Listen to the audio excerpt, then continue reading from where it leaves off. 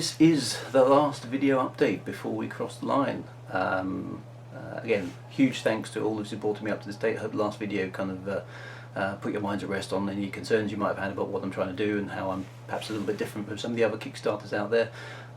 Huge thanks again for all the pledges, everything that's happened. The amazing support I've had throughout this has just been astonishing. It really has, and it's been a pleasure. I've actually really enjoyed some of the ups and downs and the heartache and the kind of angst at certain periods in the whole process, but generally a feeling of kind of euphoria that this is all going to happen, this is all looking exciting, and let's see what we can do. So what am I going to do right at the last thing? I thought I'd give you a little bit of a tour of the sort of things that I'm working on, give you a little bit of insight into the creative process, and just give you something to watch as we come across the line. So I'll show you over to the PCs in a minute, and we can have a quick look. See you in a moment. Okay, so one of the first things I do when I'm putting together a book is I always create a new folder for it on my PC. Basically just helps me keep organised, as you can see, this kind of stuff. Let's zoom that up. Quite a few books on there, as you can see. Not all of them are finished. Quite a few of them are, but not all of them. I like to keep them all separate. It just helps me to kind of pull these things together and keep them all running. So here's one that I'm working on at the moment, kind of elite novel. No prizes for guessing what that's about. Let's go in there. I mentioned before that I spend quite a lot of time with the artwork, so you'll notice here that I've picked up a bunch of different types of artwork. I find this really useful for kind of just thinking about things and kind of getting some ideas. So I'll flip through. You can see I've pinched some of them from the Elite Dangerous guys. These are great bits of conceptual art, and actually conceptual art is not only useful for the computer games themselves, it's really good for novel writing as well, because you kind of think, okay, well in this shot, okay, well why has the ship in front got blue engines and the one behind has got red engines? That's the first question. There's a missile in there. What are they fighting about? Why are they fighting in an asteroid field? All those kind of questions start thinking about, and you can kind of go through. Here's another battle. Looks like another asteroid field. What's going on there? This one was the ones where clearly a wrecked city whereby stuff is being destroyed.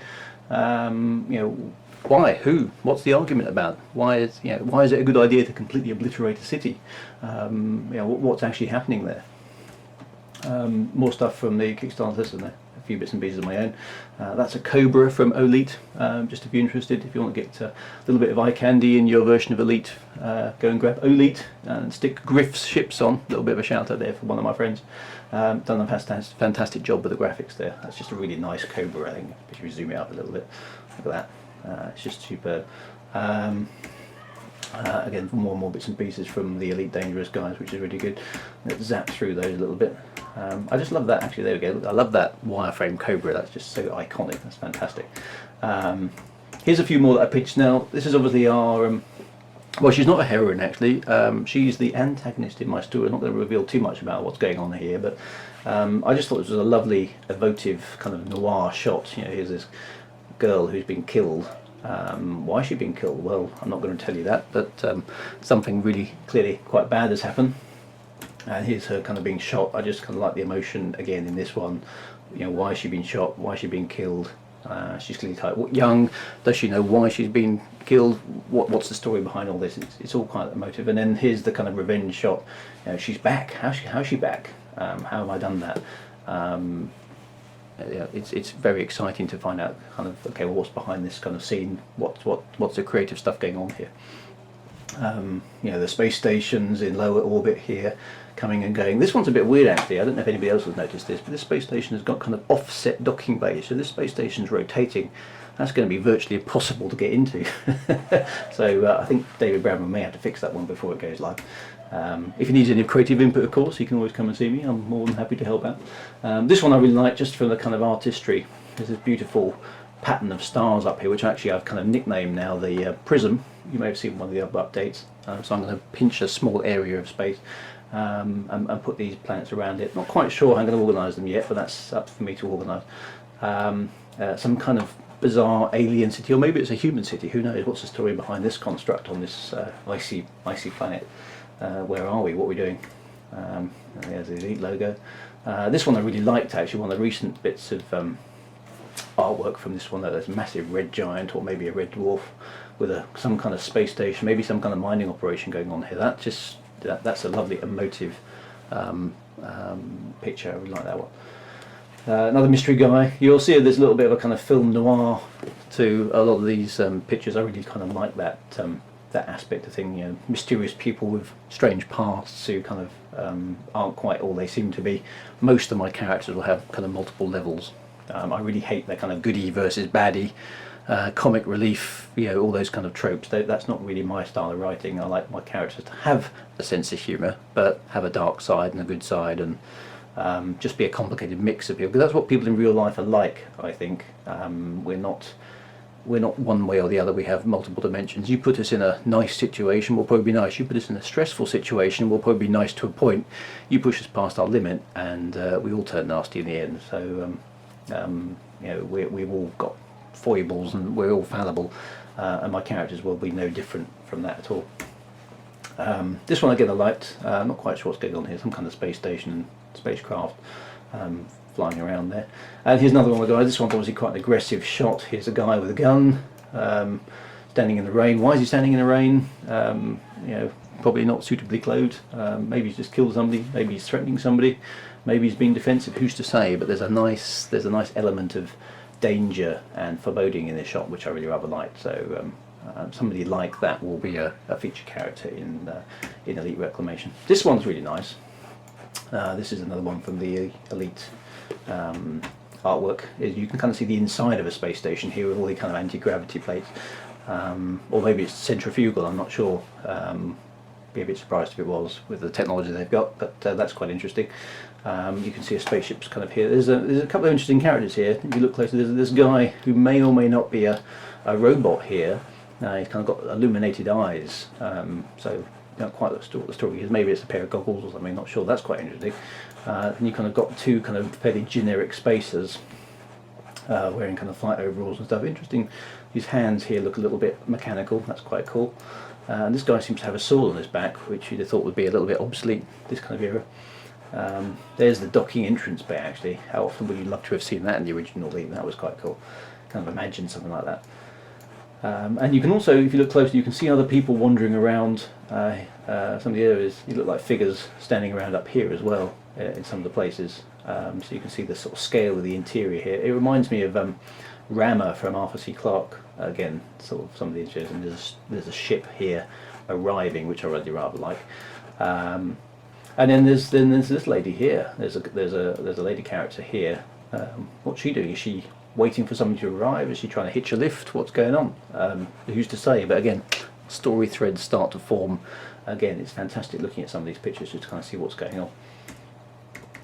So on the final one, I just like this guy. He just looked like a pretty worried sort of guy, a little bit desperate. He's got a gun. Maybe he's afraid to use it, maybe he's not. Maybe we'll find out. So that's an interesting one. There's the Viper coming in. Ship 88, I think we call it. Nice heat shield effect there. Interesting to see how they use that. So that's a little bit of the artwork. What about the actual technicality? Let's move on to those. So what I thought I'd do now is just take you through some of the really high level creative process around writing books and putting this kind of stuff all together. What I've got here, obviously a copy of Word, probably familiar with that. I'm just going to open up one of my old books and just kind of take you through what that looks like. Kind of so you can, that one's finished, so I can kind of show you the whole process. This is book Finis, which which is the fourth part of the Elite Saga. Finished it back in 2011. What you'll notice in here, again, loads and loads of files. Quite a few graphics as well, but one of the important things here is I've got the actual plot, and this is one of the kind of documents I work out. Now whether you'll be able to read too much of this I'm not sure, but basically what you have here is I work out chapter by chapter. This is chapter 1 here, exactly what's going on. So if I just read you a little bit of this very quickly. Galcop appropriation of the Asbian system acts as a military blockade of the Thargoid invasion. Aresuans are amongst those evicted. Convoy of many non-human species forced to leave. Aresuan ships rendezvous with a convoy mistaken for Thargoid invaders. Firefight breaks out. Convoy ships assume they're being eradicated. They fight back, destroy the Galcop escorts. Martial law gets declared across the Galcop worlds. Non-humanoids are forbidden from leaving dock or planetside for the duration of the war. Sales of galactic hyperdrives are prevented. Many ships ignore this, trying to make good their escape. Galpop destroys them, and riots occur on Galcop worlds. So that is, if you like, chapter 1. And then you kind of go into chapter 2 and you develop various bits of the plot. So I break this down early on. This is the entire plot here of Finis, broken down into, how many chapters I end up with? 9 chapters and an epilogue, which is about 4 sides of A4, fairly high density text. And that allowed me to write Finis in, I think it was 5 months, and that was about the same length as I'm aiming for with Elite Reclamation. I think Finis was slightly shorter, about 60,000 words, and Elite Reclamation will be a little bit longer. What this allows me to do is I work out what's going to happen in chapter 1, and I kind of dump my ideas in first and kind of get the narrative going, and then I break it up into chapters. But what it allows you to do is you suddenly realise in chapter 4, if you want something to happen, like I've got down here, for example, the Thargoids who have captured Rebecca intercept a non-humanoid convoy not far from the Tortuga Expanse. And there's a couple of things there. Have I introduced the Tortuga Expanse? No. Therefore, I must do that earlier on in one of the chapters. Thargoids who have captured Rebecca. How does Rebecca get captured? Okay, well that has to happen in chapter 2. And I have to move that up and down. And then various other bits and pieces kind of come along here. Chapter 5, Thargoids managed to breach the defences at Lave after significant casualties. Okay, so I need to build up to that to indicate that there's a battle coming. And then I've got other bits and pieces in here. Thousands of innocent people are killed, people trying to run the Galcop blockade, once the attack is successfully concluded, various different guys get arrested. And then there's a betrayal in here. One of the key antagonists kind of betrays the other guys. But I realised there, if I want that to happen, I've got to have a setup way back up here in the story to make sure that there's a clue to that. So when you get to that part in the chapter, everyone goes, aha, that's why he was doing that. And it's very important to have these arcs connected in the story. So this bit connects to this bit down here, and that's really, really important stuff. And I shouldn't have closed that down because now I've lost my place. That's what planning does for you, usually. So this is going back to the Elite novel now. The other thing you need to do is a lot of research. Now if I show you in here, I've got the Dark Wheel. I'm sure most of you are familiar with that. That's a very important piece of research to have accessible. I've got the Frontier Elite 2 manual here, which also is quite interesting. And I've even got the I need to get a new copy of this, but that's the Elite Dangerous Kickstarter page from quite a few weeks ago. You see it's only just gone past 500,000, and various other bits and pieces that I will pick up along the way. The research is desperately important to all these things. If I show you my research for Torn, which is down here, you can see that it's absolutely chock full of stuff. I've got things in here. I've got Google Earth images of places that are in my book to make sure I've kind of described them correctly. I've got stuff about head injuries. I went to various Christian websites to make sure I understood exactly how evangelical people believe you become a Christian. Make sure that kind of stuff works. Ambulance procedure, how to approach an agent, what happens in a heart attack, how the Kentair ambulance works. There's a picture of the Kentair ambulance. You have to do your research really, really well to make it all very, very convincing. And then all sorts of stuff in there, loads of websites, and you just dump it into these folders to make sure I've got it accessible. That stuff's very important. And here's another interesting bit about this. Here's Torn, the complete story about this book, which came out in 2011. I've got all my promotional activities, what I did to promote it. I've got first draft, that's there. That's the one I send out to my proofreaders. Then I've got the one that comes back from comments, and lots and lots of different comments. Then I've got the third draft, which is the one I send out again to the proofreaders to make sure that kind of it's all making sense. Then I've got an ebook version which I have to convert to various different ebook formats, and you have to test all of these ebook formats to make sure they work. So here is the one for generic ebook readers. Does that work? Yes, that one looks okay. Here's the one for where's the Amazon one? There, that one. This is the one for the Kindle. Okay, it's going to look a little bit different. It formats it slightly differently. Does that one work? Yes, that appears to work. That's good. And there's lots of testing. There's lots of pre-production stuff that you have to kind of go through there. And then, of course, there's all the graphics design as well that you have to kind of pull in. Lots of different ideas. When I sent out one for Torn, you can see that I started off with one that looked like this. Yeah, let's see if I can get one that zooms out a bit. Nope, I can't. There we go. Why is it not working? There we go. Zoom out. So that's one of the original designs for Torn. Quite like that. Another alternative one that looked like that. And then we kind of went for a black and white effect. And one of the early ones for that was looked like this. Not bad. Needed a little bit of punch. Here's another alternative on that one. What does that one look like? Well, that's okay. What did we end up with? We ended up with one that looked like this. It's just a little bit stronger. There's a little bit of text on the front screen, and you go through a long process of trying things out and testing them with people to make sure that they're appropriate, and getting a lot of feedback from people. Does this book cover grab you? Does this piece of text grab you? And so on and so forth.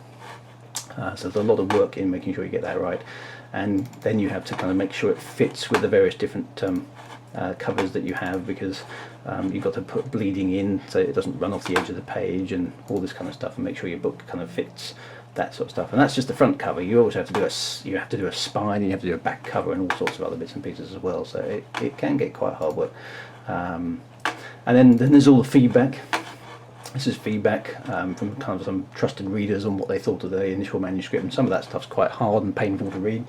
If I pick one of these out, you'll see it's absolutely littered in lots of different colours of text, and do this, don't do that, this is nonsense, nobody would say that. So you can see my comments here of huge amounts of feedback that I've got from various people saying this doesn't really work, that doesn't really work, this feels bad, that feels sloppy, and that's all essential input to making sure the book is really good, and the book's much better for it, to kind of get all that stuff. And then eventually maybe a second round. Here's the second round of stuff. I mean, here, just let me open this one as well. This one again is Torn. Huge chunks of my book which were like, are you sure you want to be like this? Because it just is just either waffle, or it's not really good, or it's not in the right tense, or it's just not strong enough.